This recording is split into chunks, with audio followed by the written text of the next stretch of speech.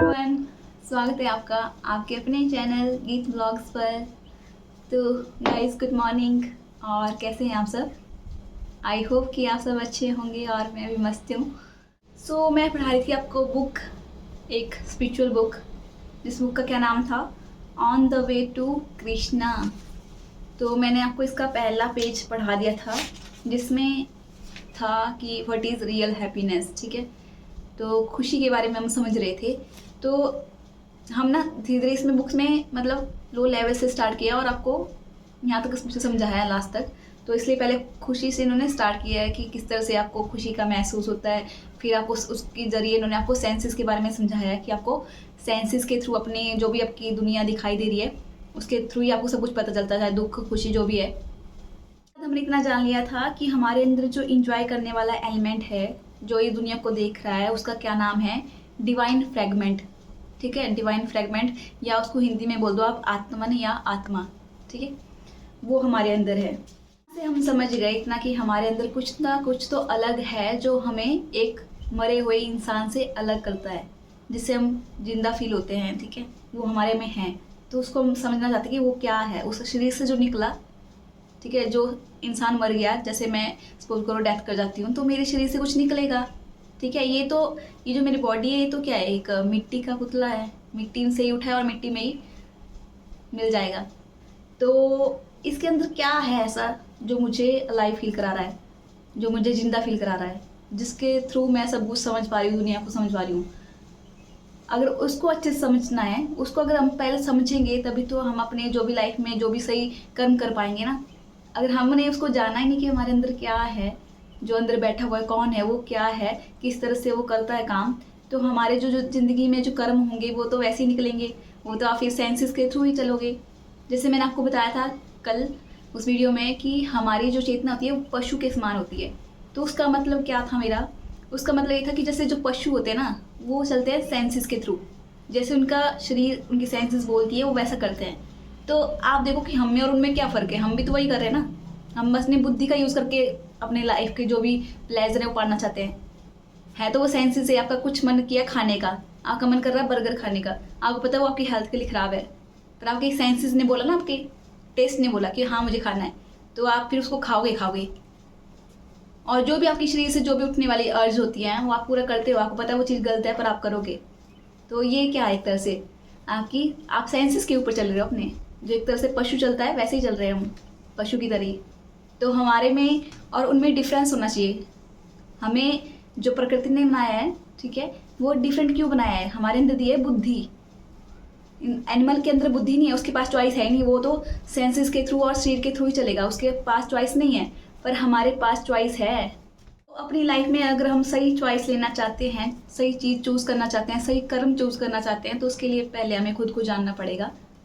ठीक है, तो इसमें कहा गया है कि जैसे कोई योगी होता है, ठीक है, वो अपनी पूरी ज़िंदगी अपनी स्पिरिचुअलिटी में लगा देता है, अध्यात्म में लगा देता है अपनी पूरी ज़िंदगी। वो अपने पूरे जो भी उसके मतलब इस दुनिया से जो भी मटेरियल चीज़ें हैं उस पर उसका ध्यान नहीं होता है। वो पूरा जीवन अपना अंदर अपने अंदर चाहता है। ठीक है, अपने अंदर मन में जाता है, वो दुनिया से कट हो जाता है। तो क्यों करता होगा ऐसा? क्या वो भी इतनी इस दुनिया की प्लेजर पाना नहीं चाहता है? क्या इस दुनिया में जो मज़े हमें आ रहे हैं वो नहीं पाना चाहता है वो? इसका मतलब है जो योगी कर रहा है ना, जो आपका ऋषि होते हैं, जो योगी करते हैं, जो इस दुनिया से वो कट हो जाते हैं बिल्कुल और अपने अंदर चले जाते हैं, अपने अंदर सिर्फ अपने आप को समझते हैं और इस दुनिया से परे चले जाते हैं। तो इसका मतलब कुछ ना कुछ तो इम्पॉर्टेंट है वो चीज़, कुछ ना कुछ तो यहाँ इस दुनिया में आपको वो चीज़ नहीं मिलेगी, उससे बहुत हाई लेवल का जो हैप्पीनेस है या आनंद है वो आपको मिलेगा वहाँ पे। इसमें कहा जा रहा है that pleasure is Anant, endless. जो आप स्पिरिचुअलिटी के थ्रू पाओगे, अध्यात्म को अपनी ज़िंदगी में लाके पाओगे और खुद को जान लोगे, उससे जो आपको आनंद मिलेगा वो एंडलेस है, वो कभी ख़त्म नहीं होने वाला है, वो अनंत है। ये कहा गया है अगर कोई सच में इंटेलिजेंट है तो उसको समझ आ जाएगा कि जो भी वो सेंसुअल इंजॉयमेंट पाना चाहता है इस मटेरियल बॉडी से, ठीक है, वो थोड़े टाइम का ही है, वो थोड़े टाइम का है, क्योंकि बॉडी आपकी थोड़े टाइम की है। कम से कम 60-70 साल जीते हैं हम, उसके बाद ये बॉडी यहीं रह जाती है और हम निकल जाते हैं। His participation in spiritual life within the Supreme Lord is called रास लीला। तो आप जो स्पिरिचुअल लाइफ में जो आप पार्टिसिपेट करते हैं, मतलब जो आप पूरी तरह से अपनी अध्यात्म को अपने लाइफ में अपना लेते हैं, उसी को क्या बोलते हैं? रास लीला। जो अध्यात्म होता है, जो स्पिरिचुअलिटी होती है, उसका मुझे पता है कि आजकल के जो हमारे समाज होता है, जो भी हमारे आजकल के लोग हैं, उसको कूल नहीं मानते हैं। उनको लगता है कि नहीं, ये तो कोई ऐसी घिसी पिटी चीज़ होगी, हमें तो कुछ कूल चीज़ें पानी है, कोई कूल चीज़ देखनी है मतलब और ये स्पिरिचुअलिटी का मतलब सिर्फ साफ एक चीज़ है कि अपने मन को साफ़ करना है अपने, और मन को खाली कर देना है। उसी को ध्यान बोलते हैं, उसी को अध्यात्म बोलते हैं, उसको समाधि बोलते हैं। मतलब मन को इतना साफ करना है कि आपका मन ही खत्म हो गया। जो प्रोसेस होती है जिसमें आप अपने आप को रियल हैप्पीनेस में लेके आ जाते हो, उसी को बोलते हैं कृष्णा कॉन्शियसनेस। मैंने आपको जैन योगा की आपको वीडियो बताई थी, ठीक है, मैंने आपको जैन योगा की वीडियो में आपको बताया था। तो उसमें मैंने आपको बताया था कि मन के जो हैं 4 सेक्शन होते हैं, हमारे समझाने के लिए बनाया गया है, ठीक है। मन के 4 सेक्शन होते हैं और उन 4 सेक्शनों में 7 स्टेजेस होती हैं। जो हम होते हैं मन के, हम इस तल पे हैं, इस तल पे हम हैं मन के, पर मन यहाँ तक है आपका। जो आप खुद को जानते हो ना, आप सिर्फ अपने आप को सतही रूप पे जानते हो, सिर्फ आप समझते हो कि आप सिर्फ ये शरीर हो, बस ये दुनिया दिख रही है, यही है सच, इतना ही है। पर सच इसके नीचे छुपा हुआ है। हम सिर्फ यहीं जी रहे हैं और यहीं जी के हम मर जाते हैं और हम सच को जान ही नहीं पाते हैं। तो जो आपका मन है, मन का ये लो स्टेज है, और ये सबसे ऊपर वाली स्टेज जिसको मैंने कहा था आपको ट्रांसीडेंटल स्टेज है ना, ट्रांसीडेंटल स्टेज थी। और नीचे वाली कौन कौन सी थी? नीचे 4 स्टेजेस बताई थी मैंने आपको। उस वीडियो को देखना जरूर जैन योगा की, तब आपको समझ आएगा, फिर आप कनेक्ट कर पाओगे कि जितनी की सारी जो बुक्स होती हैं वो एक ही चीज़ समझा रही होती हैं, बस समझना आना चाहिए। सबसे लो स्टेज होती है जिसमें मैंने आपको 4 स्टेजेस बताई थी मन की। मन 4 स्टेजेस में नीचे बंटा होता है, जो सबसे लो लेवल है, जिस पे आपको दुनिया दिख रही है।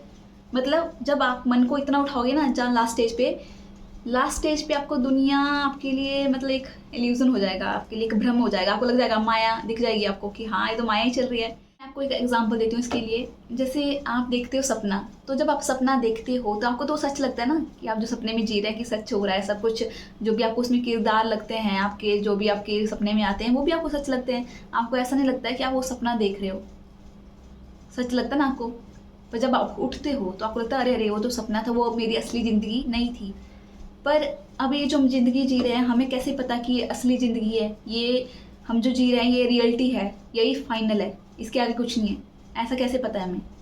अब आप बोलोगे कि नहीं नहीं, हमें तो ये दुनिया दिख रही है, हमारी आंखों से दिख रही है। तो दिख तो आपको ही रही है ना, किसी और को थोड़ा दिख रही है किसी और को जो आपके अंदर मतलब जो आपको दिखाई भी दे रहे हैं, वो भी आपके ही थ्रू आपको पता लग रहा है कि हाँ है। तो ये बहुत डीप कॉन्सेप्ट आ गया जो मैं आपको समझा रही हूँ। पहले आपको इतना नहीं आएगा समझ मैं क्या बोल रही हूँ, बस इतना समझिए। पहले अपने मन को उठाइए, क्योंकि मन को अगर इस तल के ऊपर आप देखोगे तो आपको दुनिया दिखेगी, पूरा सब कुछ दिखेगा। बहुत भ्रम होंगे आपके जीवन में, बहुत इल्यूजन से जियोगे आप ज़िंदगी, पर आपको यहाँ उठाना है, फिर आप समझना कि दुनिया क्या है। पहले अपने मन को उठाओ। और मन को कैसे उठाना है? मन को ऐसे उठाना कि पहले मन को समझना पड़ेगा कि मन काम कैसे करता है। तो मैंने आपको बताया था कि मन की 4 स्टेजेस होती हैं, जो नीचे सबसे पहले सेक्शन में है। कौन सी स्टेजेस थे वो 4? पहली थी आपकी क्या, पहला कौन सा सेंटर था? पहला सेंटर था आपका इंटेलिजेंट सेंटर, ठीक है। और सेकंड बताया था मैंने आपको इमोटिविटी सेंटर, और थर्ड सेंसुअलिटी सेंटर, और फोर्थ बताया था मोबिलिटी सेंटर। ये हमारे मन के 4 सेंटर होते हैं, ठीक है। तो आपने मन को अब ऐसे ही देखना है हमेशा कि आपके मन में 4 सेंटर हैं। अब देखो, जो भी आपको कुछ भी दिखाई दे रहा है उस दुनिया से, वो आपके मन में जाता है, ठीक है। वो एक तरह से एक इम्पल्स जाती है, वाइब्रेशन या इम्पल्स ले लो, वो आपके मन में जाएगी। फिर मन में जाएगी वो देखेगी, जैसे अगर आपका माइंड ट्रेंड होगा तब तो जाएगा वो इंटेलिजेंस सेंटर में। वो जो भी दुनिया में चल रहा है वो इंटेलिजेंटली सोच पाएगा, और उसका जो डिसीजन होगा वो भी इंटेलिजेंट होगा, मतलब वो सही डिसीजन लेगा ज़िंदगी में। पर हम कैसे, हमारे जो डिसीजन होते हैं वो निकलते हैं इससे, इमोटिविटी सेंटर से। हमारे जितने भी हम दुनिया में कुछ भी देखते हैं तो हमारा जो इम्पल्स जाती है वो जाती है सेकंड सेंटर में, क्योंकि हमने ना अपने माइंड को ट्रेंड नहीं किया है। तो हमारा जाता है इमोटिविटी का मतलब क्या है? इमोटिविटी मतलब इमोशंस, ठीक है। आपके जो भाव होते हैं इमोशन से चलते हैं ना, ज़्यादातर हम इमोशन से ही चलते हैं और आपको लगता है कि तो ऐसे ही होता है, सबके साथ ऐसे होता है, पर ऐसा नहीं होता है। आपको मन को ट्रेंड करना पड़ता है। आपने देखना जो भी आपके ऋषि होते हैं और जो भी आपके योगी होते हैं, उनका मन कितना ट्रेंड होता है। वो ऐसे विचलित नहीं होते हैं। उनको कुछ कोई बोल दे, गाली देते, वो ऐसे विचलित नहीं होंगे वहाँ पे या गुस्सा आने लग जाएगा। उनका मन इतना ट्रेंड होता है कि उनको मतलब अपना जो भी सिस्टम है खुद चलाते हैं। वो उनकी सेंसेस नहीं चलाती हैं, उनको सेंसेस के थ्रू उन्होंने सेंसेस का अपना वाला ख़त्म कर दिया होता है, वो खुद चला लेते हैं। अभी जो हैं हम सेंसेस के गुलाम हैं। हमारी जो सेंसेस कहेगी हम वही करेंगे, हम कंट्रोल नहीं कर पाते हैं। पर जो आपका योगी होगा, जो भी आपके योगीस होते हैं, वो अपने मन को इतना ट्रेन कर जाते हैं कि उनको जो सही है वो कर्म करते हैं। वो फिर ये नहीं कि जो आपका शरीर बोल रहा है या जो भी आपके मन बोल रहा है वो करेंगे। तो आपका जो इमोटिविटी सेंटर है, जैसे भी कोई सेंस मतलब कोई भी इम्पल्स गई, वो गई हमारे इमोटिविटी सेंटर में। ठीक है, मैंने आपको ये पहले ब्लॉग पे बताया था, जैसे जो जैन योगा वाला है। तो जब इमोटिविटी सेंटर पे जाता है तो इसका काम क्या होता है, वही इमोशंस, किसी चीज़ को बढ़ा चढ़ाना, जैसे जो भी आपकी गुस्सा, ईर्ष्या और जो भी मतलब बेकार की चीज़ें होती हैं हमारे अंदर, जो भी नेगेटिव चीज़ होती है वो इसमें होती हैं। तो जब आप अपने आप कोई भी बाहर से कोई भी चीज़ ला के, मतलब जो भी इन्फॉर्मेशन है, जो भी इम्पल्स है, वो यहाँ पे लेके जाओगे तो क्या होगा, तो जो आपका एक्शन होगा वो खतरनाक निकलेगा। मतलब आपको गुस्सा आएगा, आप किसी चीज़ से जैसी करोगे, है ना। ये चीज़ें निकलती है इस सेंटर से। और जो थर्ड सेंटर है आपका, वो है सेंसिबिलिटी सेंटर। सेंसिबिलिटी सेंटर हो गया जो भी आपकी मतलब शरीर की जो भी काम वासनाएं होती हैं हमारी, वो इस सेंटर से होती है। और लास्ट है आपका मोबिलिटी सेंटर। मोबिलिटी सेंटर मतलब मोबिलिटी क्या करता है, ये जो 3 सेंटर है ना, तीनों सेंटर का देखता है कि किसकी इंटेंसिटी ज़्यादा हो रही है, मतलब आपका किसका भाव ज़्यादा बढ़ रहा है। अगर ये ज़्यादा भावी हो गया मतलब, तो जो एक्शन होगा ये दे देगा मोबिलिटी सेंटर कि हाँ तुम ऐसा करो। जैसे सोच करो इसका इंटेंसिटी बढ़ गई जैसे गुस्से की, तो वो ये दे देगा कमांड, ठीक है आप मतलब एक्शन में आ जाएगा कि गुस्से दिखाओ। ठीक है, ऐसे होता है। पूरा का पूरा साइंस ही है एक तरह से, ये समझना है बस मन को। जो भी अब देखो जो भी हावी हो गया उसका एक तरह का आपका एक्शन निकल जाएगा। अगर आपका इंटेलिजेंस, जो आपका इंटेलिजेंस सेंटर हैवी होगा, अगर आप इंटेलिजेंटली सोचते हो तो आपका एक्शन क्या होगा, सही होगा ना, इंटेलिजेंटली होगा। तो ये हैं 4 सेंटर। क्या हैं 4 सेंटर मन के सबसे निचले सेक्शन के, सबसे लो सेक्शन के हैं ये। और आपका आपको को जाना कहाँ है, 4th सेक्शन में पहुँचना है आपको। और हम जी रहे हैं पहले सेक्शन में, और हम ऐसे ही मर जाएंगे पहले सेक्शन में जीते हुए। हमें लगेगा कि यही ज़िंदगी है, ऐसे ही जीना है। और जो रियल ज़िंदगी है उसको हम समझ ही नहीं पाएंगे, उसको हम जी ही नहीं पाएंगे, उसको हम जान ही नहीं पाएंगे। तो आपका जन्म हुआ है यहाँ तक पहुँचने के लिए, ट्रांसीडेंटल स्टेज, जिसको बोलते हैं कृष्णा कॉन्शियसनेस। कृष्णा कॉन्शियसनेस क्यों नाम रखा है इसका, क्योंकि जो कृष्णा थे, ठीक है, भगवान कृष्णा, उन्होंने अपने सारे सेंसेस पे ऊपर मतलब काबू पा लिया था। ठीक है, और उन्होंने अपने मन को ख़त्म कर दिया था और मन को सबसे लास्ट स्टेज पे पहुंच गए थे, वो ट्रांसीडेंटल स्टेज पे। उसी को इसलिए कृष्णा कॉन्शियसनेस बोल दिया है। उसको अलग अलग नाम से बोलते हैं, अगर कृष्णा कॉन्शियसनेस बोल दो, राम बोल दो, ठीक है। जो सबसे ऊपर पहुंच गया, बुद्ध, जो आपके भगवान बुद्ध थे, उन्होंने भी वो भी यहाँ तक पहुँच गए थे लास्ट स्टेज तक। तो लास्ट स्टेज तक जब पहुँच गए तो उनको पता चल गया जो ये दुनिया है वो एक माया है, वो भ्रम नहीं है। और एक बात और, हम जैसे भी किसी भगवान की या किसी महापुरुषी या किसी ऋषि की हम जब रिस्पेक्ट करते हैं, रियल में रिस्पेक्ट करते हैं और पूजा करना चाहते हैं, मतलब अगर आप रियल में भगवान से प्यार करते हैं तो उसका ये मतलब नहीं होता कि आप उससे कुछ मांगो या ठीक है आप उनसे गुस्सा हो जाओ, मांगो। आपको पहुंचना ही यहाँ तक ठीक है। तो अगर आप सच में उनसे प्यार करते हैं, आप बुद्धा से प्यार करते हैं, आप राम से प्यार करते हैं, आप भगवान कृष्णा से प्यार करते हैं, तो जो उन्होंने सिखाया वो आपको फॉलो करना चाहिए। जो आपको सिखा रहे थे, वो जिन्होंने आपको इतना सिखाया, बुद्ध भगवान ने इतना सिखाया हमें कि ये दुनिया कुछ नहीं है, तुम इस दुनिया में बहुत फंसी हुए हो और तुम्हें यहाँ तक पहुँचना है। मतलब अपने मन को ख़त्म करना है, मन को, ठीक है, मन को बिल्कुल साफ़ कर देना है। और कैसे मन को साफ़ करते हैं वो मैं नेक्स्ट वीडियो में आपको बताऊँगी कि मन में हमारे में क्या क्या चीज़ें होती हैं, हमारे मन में जो एक तरह से गंदगी है हमारे मन में, उसको साफ़ करना है। अगर उसको साफ़ करोगे तो आपको दुनिया क्लियर दिखेगी।